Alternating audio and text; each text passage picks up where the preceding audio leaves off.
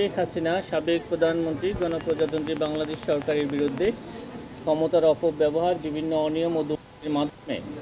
রাজধানী উন্নয়ন কর্তৃপক্ষের ঊর্ধ্বতন কর্মকর্তাদের যোগসাজশে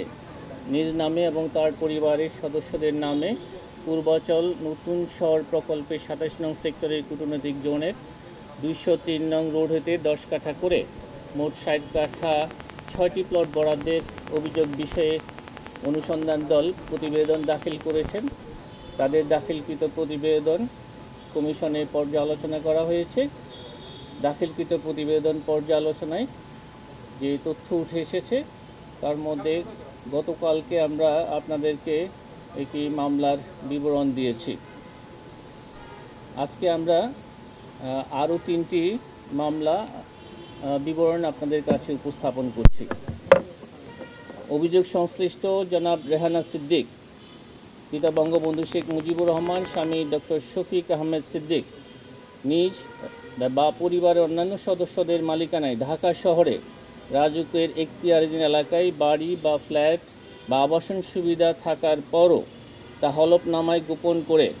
পূর্বাচল নতুন শহর প্রকল্পের অতি গুরুত্বপূর্ণ কূটনৈতিক এলাকায় একটি ১০ কাঠার প্লট বরাদ্দের ক্ষেত্রে ডিআইটি রুলস ১৯৬৯-এর বিধি ৪, ৫, ৬, ৯ ও ১৩A1C এর বিধান লঙ্ঘন করা হয়েছে মর্মে অনুসন্ধানকালে তথ্য উদ্ঘাটিত হয়েছে।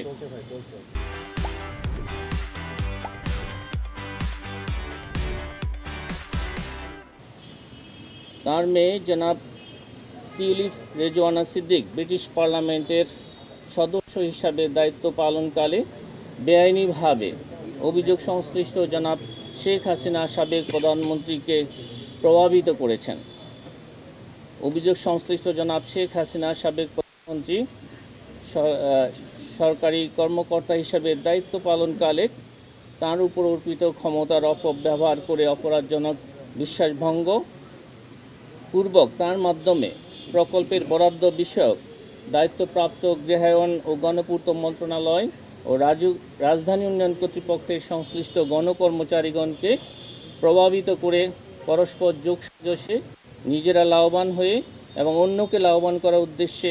বর্ণিত পূর্বাচল আবাসন প্রকল্পের অতি মূল্যবান কূটনৈতিক এলাকায় ২৭ নং সেক্টরের ২০৩ নং রাস্তার প্লট নং ০১৩ অভিযোগ সংশ্লিষ্ট জনাব রেহানা সিদ্দিকীর নামে বরাদ্দ প্রদান এবং উক্ত প্লটের বাস্তব দখল গ্রহণ করার অপরাধে দণ্ডবিধির সংশ্লিষ্ট ধারা এবং দুর্নীতি প্রতিরোধ আইন ১৯৪৭-এর ৫-২ ধারায় একটি মামলা রুজু করা হয়েছে। এই মামলায় গৃহায়ন ও গণপূর্ত মন্ত্রণালয় এবং রাজুকের